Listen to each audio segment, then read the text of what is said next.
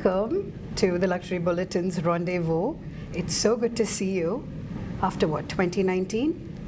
That was a long time. And Yeah. can you tell me who are you? Hi, Annie. I'm your ghost It was from the really, past. it was really nice, just catch up with you again. Yeah. After last time I saw you was June 2019. Yes. Christopher, tell me, how is it to be back after the interlude? Well, I did lots of soul searching during my absence. And in my soul searching I asked myself many, many, many questions, too many for me to list. It's like, what is the most important thing for me in perfumery? I found that really hard to answer, especially sometimes when my ego comes into play. I just want, certain things like I miss the attention, I miss the love, I miss going around the world meeting people, I miss the buzz and the excitement of a new launch, the new me. I want to focus a lot more on positivity, positive energy. It is not about you. So what do I want to come back for most? The one question is, that's the one key question. So it took me like a couple of years to find out. I miss working with the perfumers. I miss the banters I have with them. I miss the creative and artistic process. I miss all the exploratory things that we did. And then I miss taking all these sensations, all these experiences to people who have supported me on social media and also in the media, like you. So I miss all that. I miss all that kind of positive energy of bringing a concept into an olfactive experience, not just for myself, but for people who have been very supportive. Amazing. Tell me, how did Thameen London happen? I have always known Thameen London for 10 years. They started in London in 2013 as an exclusive brand for Selfridges. At that time, Thameen London was too exclusive. So I know about their existence, but I didn't know much about what the brand is all about because I was busy with my own life. So when lockdown hit, it hit a lot of businesses. So you cannot depend on being exclusive anymore. You need to reach out much more to the world. At that time, I didn't expect this to happen. I didn't expect to come back, actually. I thought, I have a nice quiet life. But then, I don't know, maybe I was channeling some kind of message to the universe. That is the spirituality of me speaking. So, I don't know, be careful what you wish for, because your prayer may be answered. So quietly, I was wishing maybe someone will call me, please call me, someone out there. But that was just wishful thinking. As you know, in my world, especially in the niche luxury world, no one really has gone from one brand to the next brand in the creative and artistic level. And so,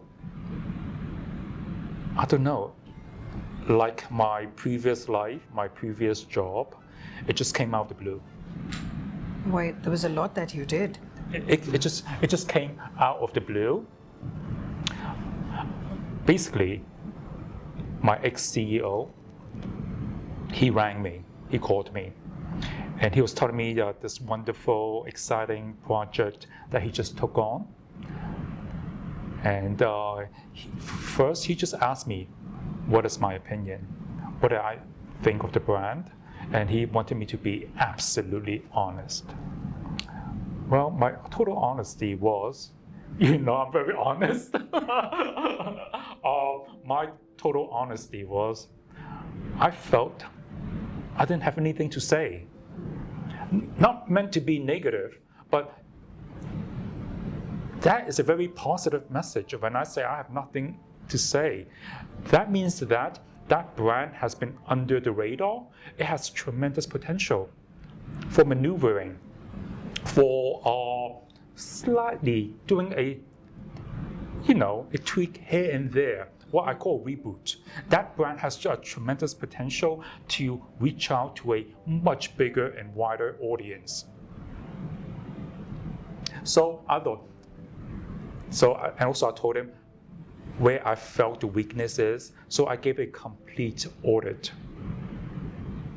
And just felt it has potential. I think that was a positive message. It has potential, but it needs something extra. That je ne sais quoi. That's something extra that I felt it was the attitude. It needs to have its own personality. It needs to come alive. It needs to have its soul. And it needs to have such challenges for the market, for itself. It needs to be much more inventive and playful. It needs to be fearless. And he said to me, "Are you interested then?" I said, "No." Yeah, I just said, "No, let me think about it." So that's a really difficult one. I mean, we creative people, we are always very sensitive, So I just wasn't too sure. But then, he told me, don't say no too soon. Go away and think about it. Then it goes back to that message keep haunting me, what I miss most during my time, my absence.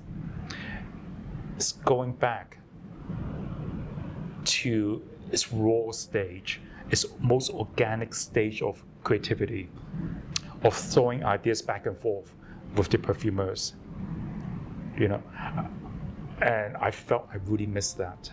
The entire creative process, if I may so, because it was not just perfumers, you were involved in everything, right from branding, marketing.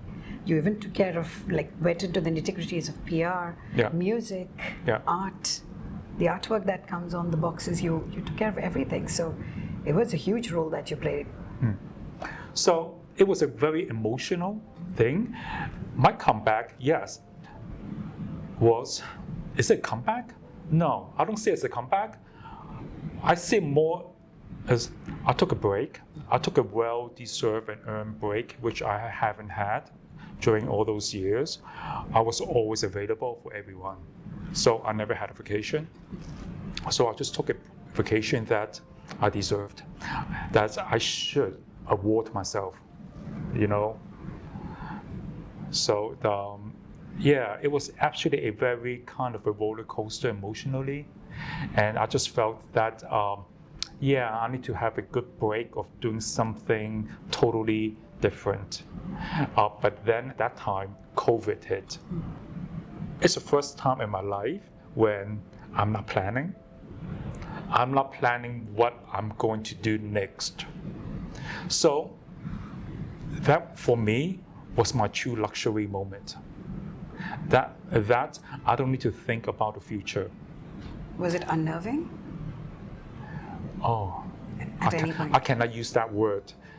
It's fabulous. I cannot use the adjective before it. It's absolutely fabulous not to be having to think about or worry about the future, not to think about my career, not to think about what am I going to do next, because our lives, we have always been so defined by what we do, and that is our identity. So when people ask me, what do you do? I say, oh, nothing. That is such a true luxury to say that for 2.5 years. And also, I got the perfect excuse, because there was nothing I could do. So when I actually answered to Tameen, I just felt, it could work, but I'm a very honest person. I told them I come with a lot of creative, artistic, and emotional baggage. It's like walking into a new relationship. It is exactly like walking into another marriage. So I told them, I feel the only way it will work is we see it as artists in residence. That I have my past. I'm taking my past to a new beginning. And we're going to join forces together. We're going to form a new relationship together. There may be tension. They may be a bit here and there, but we need to communicate. Communication is key. And then we join forces together. If you provide a home for my creativity and artistry, we can blossom. I love that. And that I find there could be tensions, but tension is good in an artistic environment. It is excellent because that tension will give birth to something that's truly original that no one can have. That becomes your true one identity. That is your originality that nobody can imitate. So I say yes. So here I am. Well, welcome. We missed you. We're so glad that you're back. So that's how I guess that I was very curious about the term because it said brand and artistic director. I also remember reading artist in residence. So that was something that you consciously decided to keep. Yeah. And also I think like a nod to what used to happen in the past where the artist in residence used to happen in I think a lot of families and with galleries there'll always be an artist in residence. Yeah. They are like, painters in the old days, and then they are still poets in residence. Yeah. They are writers in residence. It's all this creative energy that someone like Tameen is giving me a home to. And I'm grateful. I'm grateful that, first of all, I'm grateful to all the support that I got, encouragement for returning. I took a break and I never left. I got lots of always happen. I miss people. I've been during the 2.5 years. I got a lot of messages from people. But I just needed that moment to reflect, and also to consolidate in my body, in my soul, in my mind, what I have done in the past. Because in the past, everything was moving at such a fast pace. I didn't have time to appreciate what I did. So during the time that I stepped back, I had time to reflect on each baby that I brought to the world. Each, achievement? Can I use that word? Each achievement that I have done, that I was able to reflect and enjoy it during that time. And during that time, I have been in touch with some industry people. I never had time to speak to other people about what I have done. But then, during that period, I was able to hear from them, industry people, what they thought of what I have done. And that was so rewarding. It was such a rewarding experience to hear from other people's opinions and perspective of what I have done, because I couldn't see it myself. And so it was good to have that absence. So let's talk about Insignia. That's what you started. Oh, actually, before that, I have a question. Is it true that you didn't tell anyone about the first year you decided to kind of work behind the scenes as you worked on the perfumes? Yeah. First of all, I need that safe space. I know that as soon as I announce it, there might be high expectations, and I need to have that kind of safe haven for myself and my team, that we don't want to be judged before we even restart. We don't want to give people false hope or really high expectations of what we are going to do.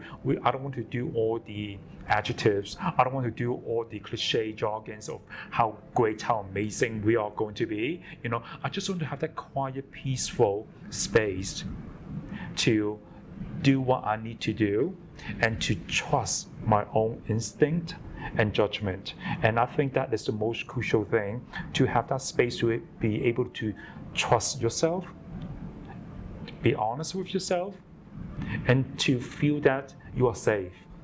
So I decided that it is more important for me not to tell everyone until I have something to present.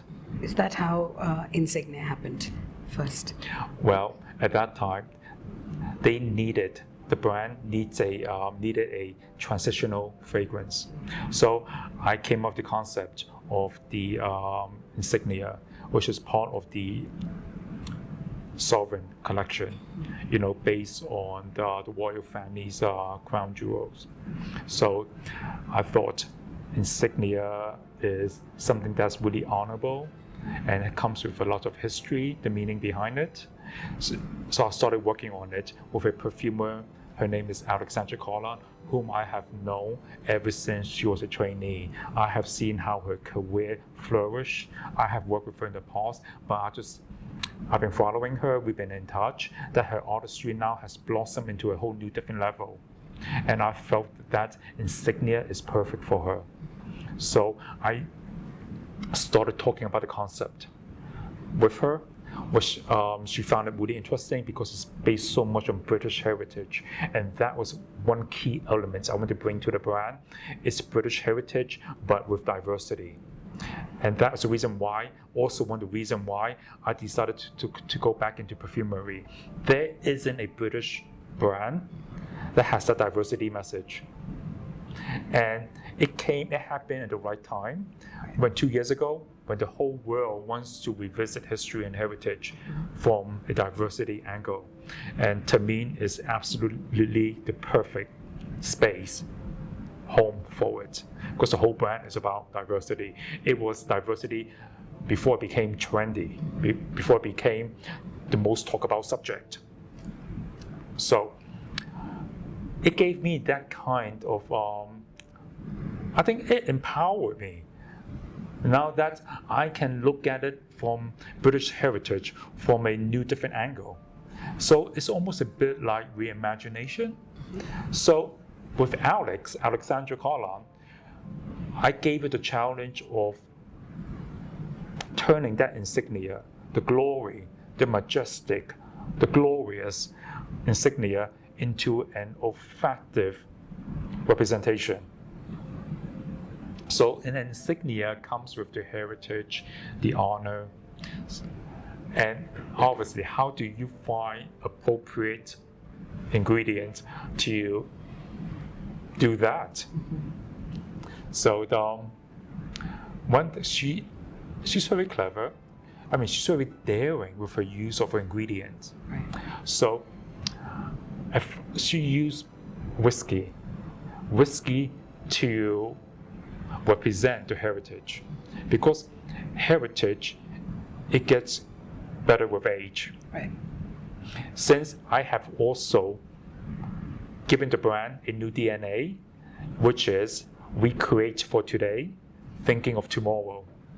We never forget the past. We take our past to the present, and we revisit it with positive energy to take it to the future. So, yeah, she was very clever using whiskey, and then in terms of the heritage, she used Damascene rose, which is really an interesting mix, And then she wanted to do something that represents the metallic part of the honor, the star, the goddess star. So she used milky fake. She created a milky fake accord to have that metallic tension, that latonic tone to the structure when it's combined with rose, and also gardenia. So it gave a much more progressive, futuristic representation of something that is considered as ancient or a bit old and boring. So I thought that was extremely creative representation of Insignia. I know how much you love narratives and telling stories, which brings me to the Brittlon collection. Yeah, I love the whole term itself that's been coined, which I'm guessing is a mix of Britain and British and Cologne. Yeah. So how did Brittolone collection come about, and also the first drop in that? Well, in British art movement, in British creativity, it's always about being subversive. Right. It's all about deconstructing, taking something apart. So I took that spirit into creating this collection that also paying respect to the heritage of British cologne, which started in the late 18th century, during the French Revolution when it moved to London. So I just didn't want to call it British cologne because it is too direct. It doesn't have any quirk. It doesn't have any bite to it. So I decided to combine the two words and formulate one word to represent the new spirit, the new hybrid of British cologne, which is Brittolone. Love it. Okay, so I took that spirit into that kind of British creative energy that Britain is famous for, in terms of the designers in all kinds of fields, fashion, architecture, music, Poetry. They are extremely, extremely naughty and subversive. Mm-hmm. So I took that spirit into it, that I want to take something that's familiar and then to give it a new life, to breathe new life into it, so we can take this new representation into the future. So I decided that in 2023, I'm going to launch this new collection. In this new collection, there'll be 3, but I don't want to launch it all at once. I want to launch it one by one, so each one will have its own time to live its own life, to breathe itself, to share itself with the world. So I don't want, normally when you launch a collection with 3 or 4, one is the bride, the other are the bridesmaid. But for me, I truly believe in them. They're so different and so creative that they need time to be on its own before teaming up together. So I decided to launch the first one in March, which is Fanfare. Fanfare, as you know, it means a royal announcement with the trumpeter, blowing the trumpet and giving a little speech about something big is happening. Like last year when King Charles III was announced. So that was a very good example of a fanfare. For me, it is a fanfare of Tameen. Tameen has just started a new era, and Tameen will become the legendary artistic benchmark that will set the perfume world on fire. So, and also I just feel that it's also my new beginning. Maybe it's not a beginning, it's a different chapter, it's a different volume. So the first one was inspired by Covent Garden. Covent Garden, as you know, is the key place where we all meet each other. I want to focus on the history of Covent Garden. So as you said before, I'm very good. No, I'm not very good. I'm actually very naughty, enjoying all kinds of literary and cultural references and confuse people more. We love that, right? Yeah. So I decided that I want to focus on the flower market, the iconic flower market, which was next to the Royal Opera House. Mm-hmm. It was a working flower market for hundreds of years. The entire Covent Garden had a 400-year history. So I want to focus on when it was a flower market. And that market was immortalized by George Bernard Shaw's Pygmalion. Also, that has been adapted into the musicals and the film, which we don't want to name, which you all should know. So it was that. And Bruno Jovanovic is a good friend of mine. And he and I, once upon a time, said that, can you imagine if we do a perfume, a fantasy perfume, that is about a certain musical? I said, yeah, there's nothing like it. It'd be really fun. It'd be cheerful. It'd be very tuneful. It brings a lot of happiness to people. So I said to him, okay, Here's the job. Here's the challenge. What do you think?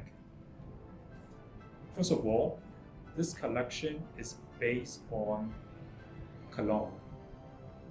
But cologne, as you know, is older cologne. It's not long lasting. It has a very low concentration. So, but as in, you know me, my cologne needs to have power, intergalactic power, theology, longevity.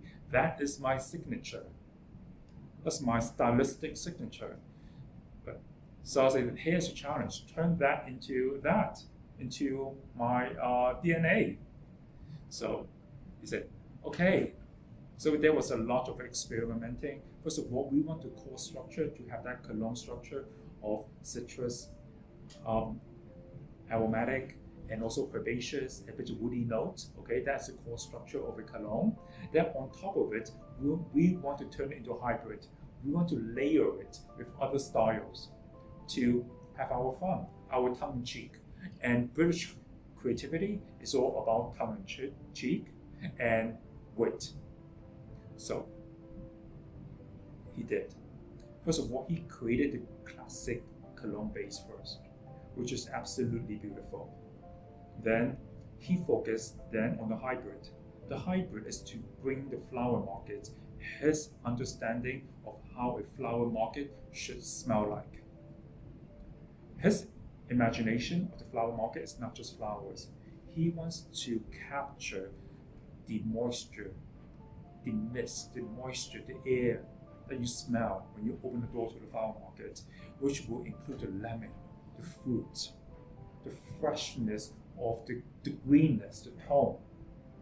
And so that's what he did. He added all those elements into Fanfare, and on top of it, we say it's a fantasy. Fantasy gives you happiness. Happiness if you are so giddy with too much joy. And so we threw in sparkling notes of juniper berry, which gives you gin. We want to seduce you with a lot of booze. And that is not enough. The fantasy has to last forever into that seductive, magical world that you never ever want to leave, and you will want to just dance all night. So we gave you vermouth with the added musk. Also, we want to be naughty. We want it to be a bit rough with the construction. So we put into patchouli to give that kind of soil earthiness to the interplay of the mist, the air of the flower market. That room to give you our imagination of the flowers growing in the earth.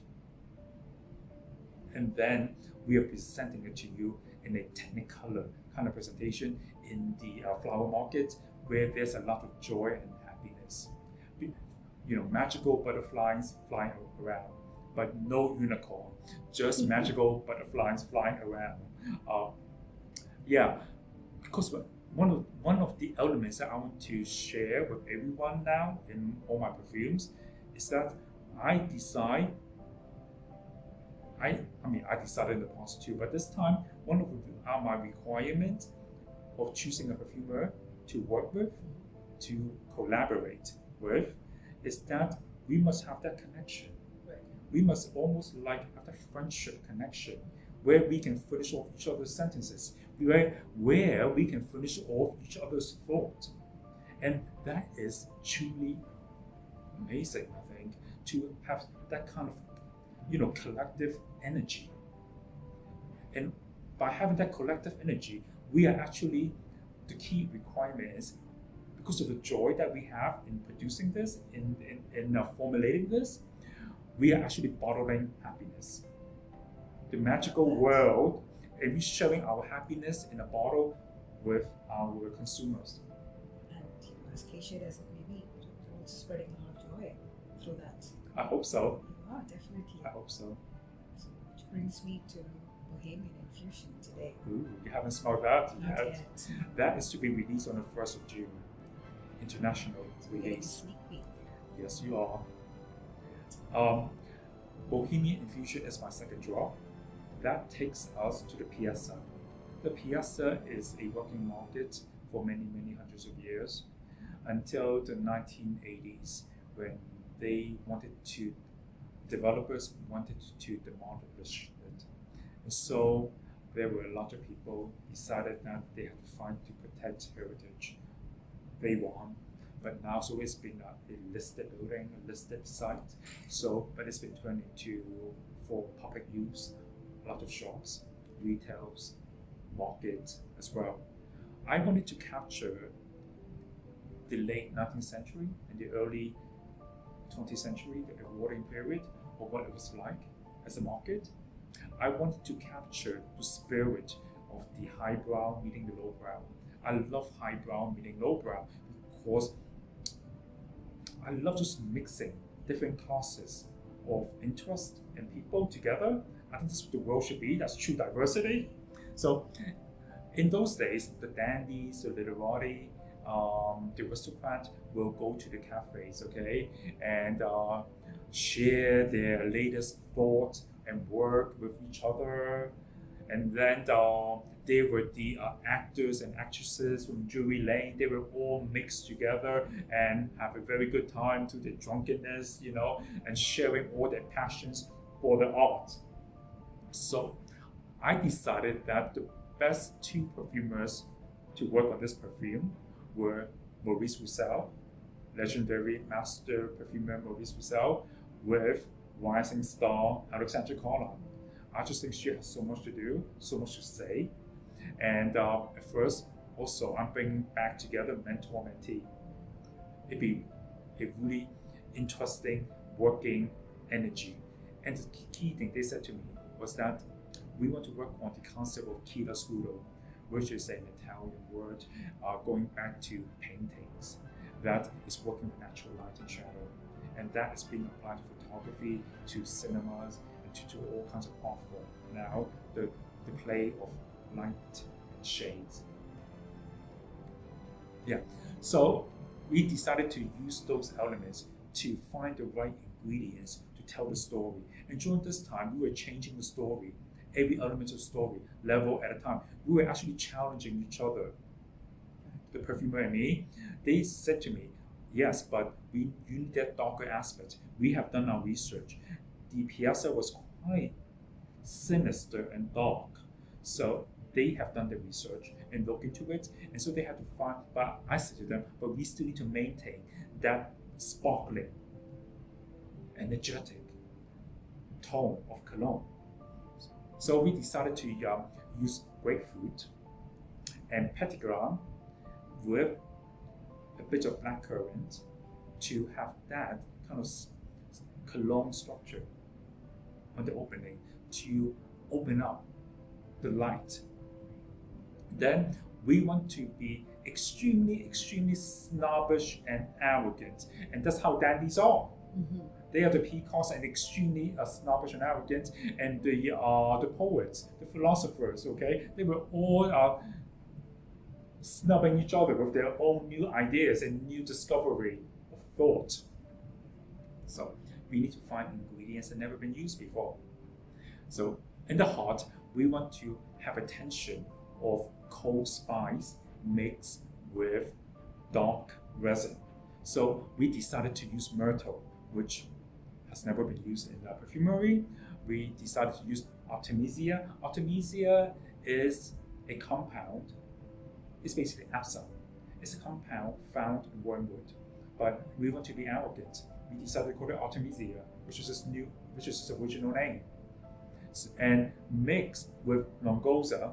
Longoza is an ingredient, a berry that was only discovered 3 years ago in Madagascar. It's never been used in perfumery. Because that is the philosopher and the arrogant dandy talking. That I have to be original. Then it goes to the heart. This is where the tension is, creating between light and darkness with the the patchouli. Because patchouli mixed with blackcurrant, it gives you a very hallucinatory kind of effect. Sounds so divine. Yes, you have to smell it now. You have to try it. To try it.